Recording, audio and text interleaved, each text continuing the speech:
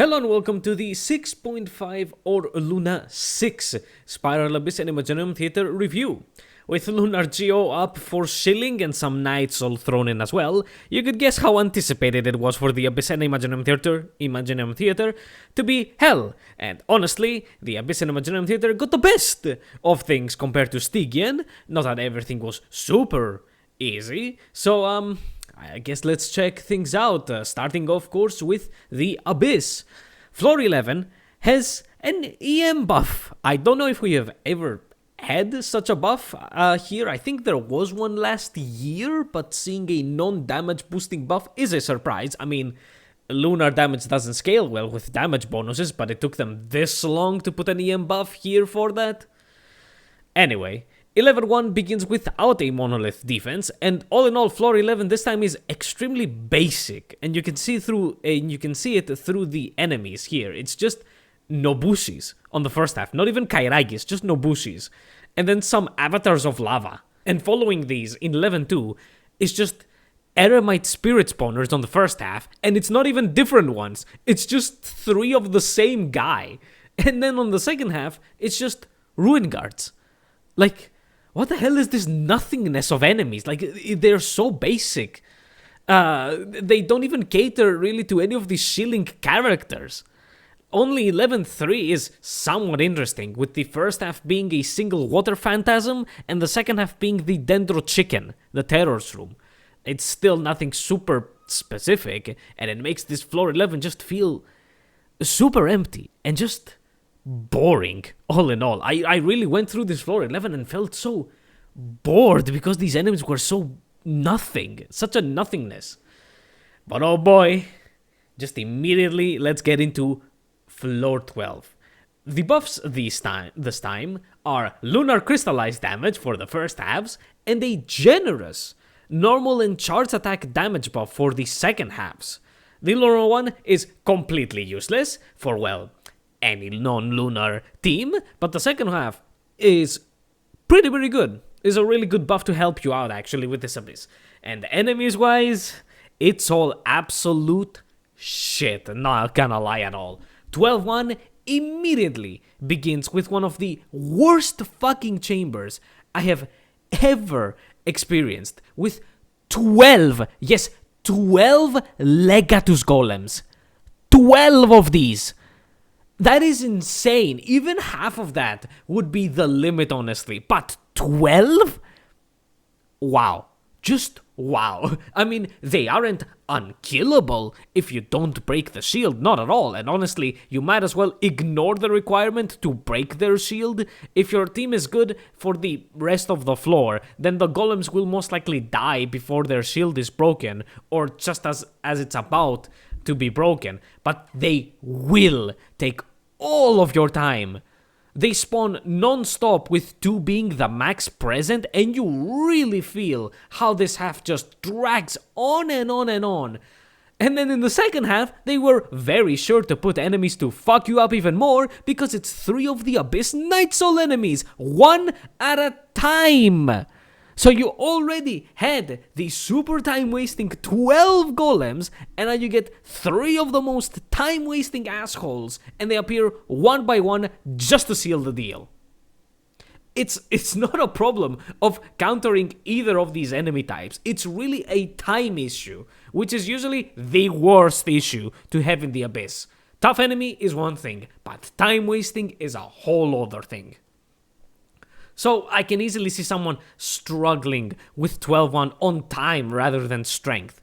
And 12-2 does not let go of the gas at all, because the first half has 2 Wild Hunt elites, oh baby. So any non-lunar team is going to take insane amounts of time killing these motherfuckers, especially if your rotation of damage just happens to end up just as they go into their white health phase, and you will just easily take 3 minutes to kill them. Yeah. Just lose the star just then and there. I wanted to test Xiao for the next chamber, and the wild hunt enemies are quite literally the worst of the worst for this poor guy, because his rotation ends exactly when he drains their normal HP, so you get little to no damage on the white health.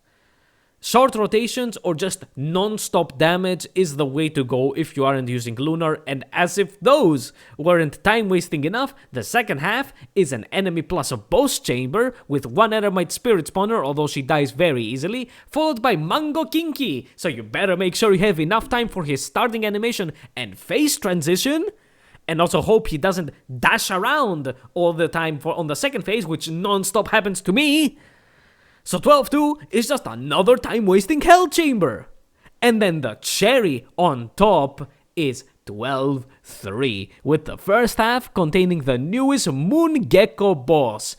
This fucker, man, having Stygian one day before this Abyss reset was the worst of the worst, because the Stygian version of this thing at Fearless Plus is genuinely the worst boss ever.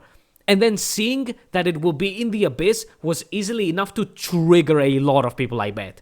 Here in the Abyss, it is nowhere near as hellish as Cillian, but it is easily one of the most restrictive bosses on your team comp. The Moon Gecko starts by creating a ward that has a Geo shield, but it's not a normal shield. Oh, no, of course not. It's a segmented shield, so damage doesn't bleed into the other segments of it. So you can hit, you can have a hit to 90% of the segment in damage, but then the next one is gonna do jack shit because it doesn't bleed. And if you don't break the shield in time, it does a very heavy attack and gets a fuck ton of resistances. And then, it also has the fucking debuff from the animal enemies in Nodacry that wants you to full heal your characters, else they don't deal any damage. Compared actually to the animals, it even makes you not able to crit. You literally have like minus 100% crit rate if you've got the debuff. And of course, this debuff that wants healing also neuters your healing. Yay! Absolute fucking ass. I will talk about the horrendous Cillian variant on the version review, but my goodness, this boss sucks so unbelievably much.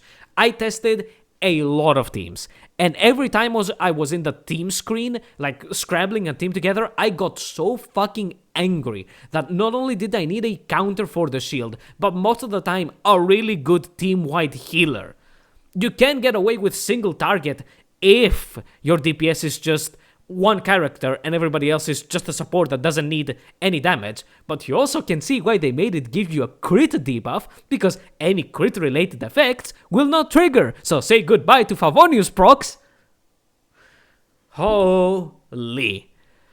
Well, I mean, the easy way out is a Claymore character if you aren't using Lunar Geo, because well, most Geo characters also will not hit fast enough to break the shield. I tried Hexensringel Albedo, and yeah, his procs did well to break the segments, but he simply doesn't attack fast enough. Maybe with C2 that automatically procs his burst, but I kind of doubt it. Until he gets the stacks for it, it will be too late.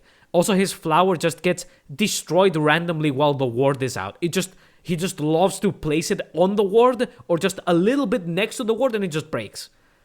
Zhongli, I think it's up like 2 to 4 segments with his hold skill. You can also use his ult for a bit, so he can chunk it a bit, but he still is not enough at all on his own compared to using it on other Geo enemies.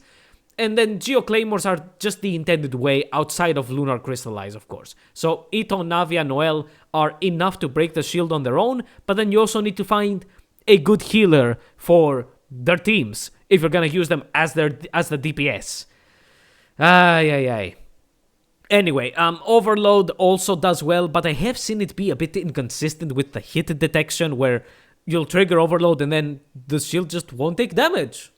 Plunge does well. As I said, I tried the Xiao, and each of his plunges broke one segment exactly, and that was very, very satisfying, and he easily took care of the boss afterwards. I also did try Flints. Yes, a Flints team with Aino, and just spamming 2 normal attacks with Aino and then dashing worked very well. Her skill is also considered a blunt attack, so using it every now and then hastened the process as well.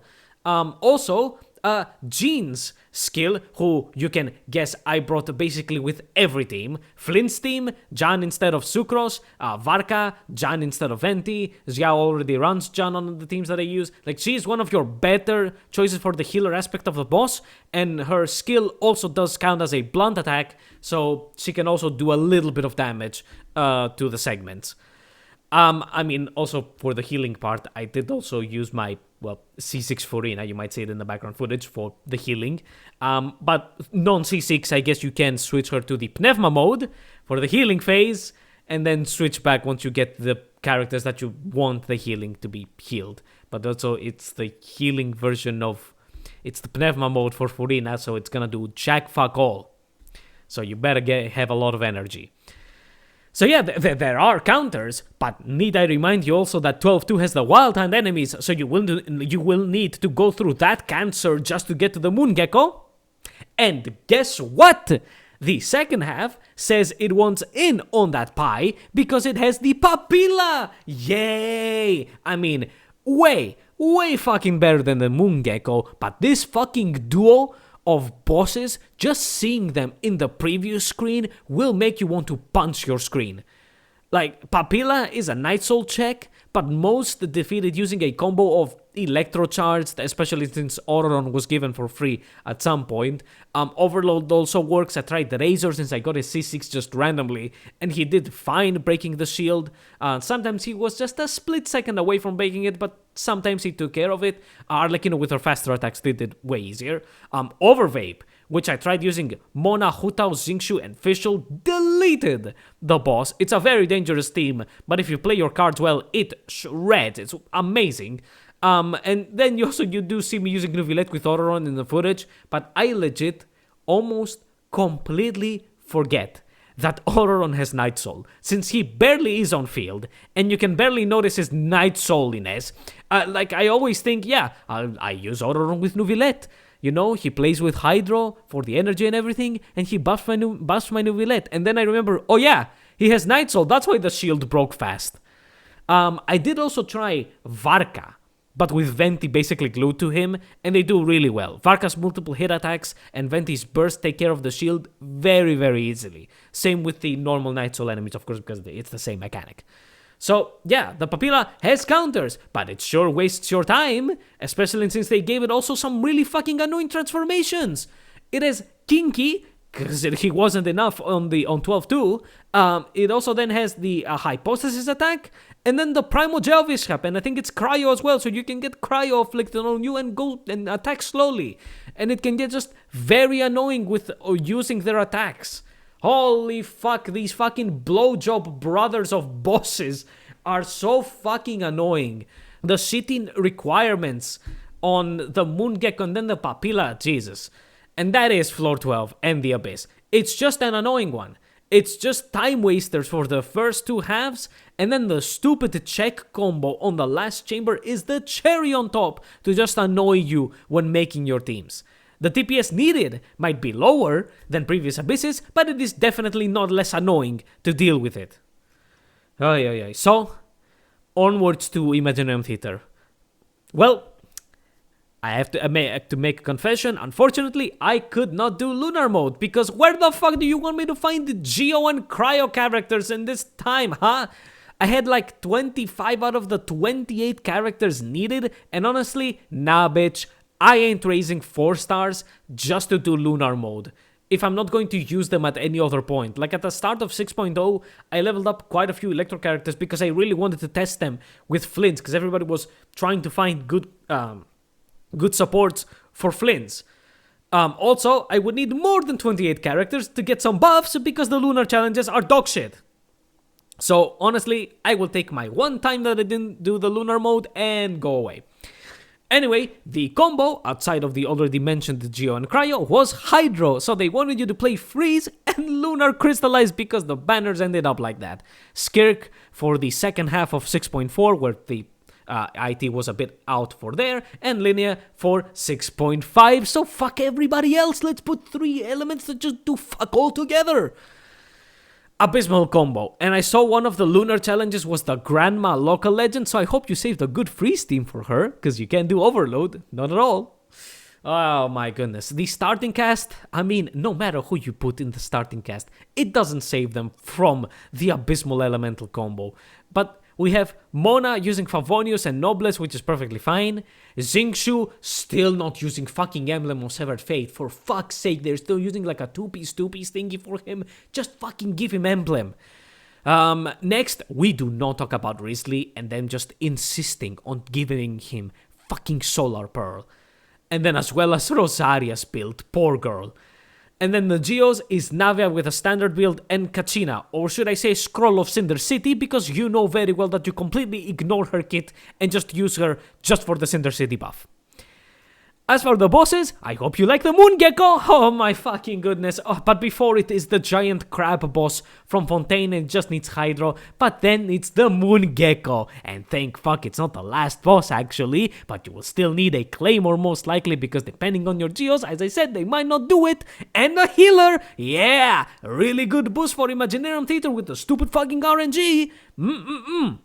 Like holy fuck.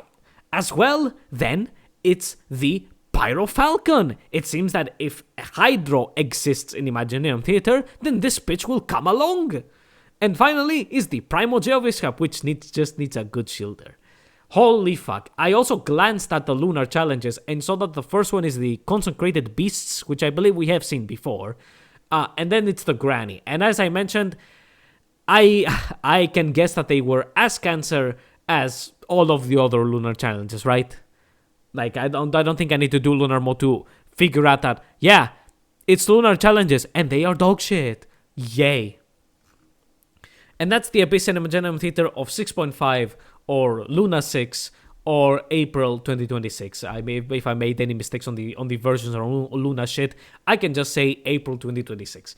It's just shit and annoying for both of them because, yeah, we all love Lunar Crystallize, right? It's not like Lunar Charged and Lunar Bloom have bosses that can get at least a bit countered by their non-lunar counterparts, while Crystallize does nothing even close to Lunar Crystallize. Not at all. That's not the case at all.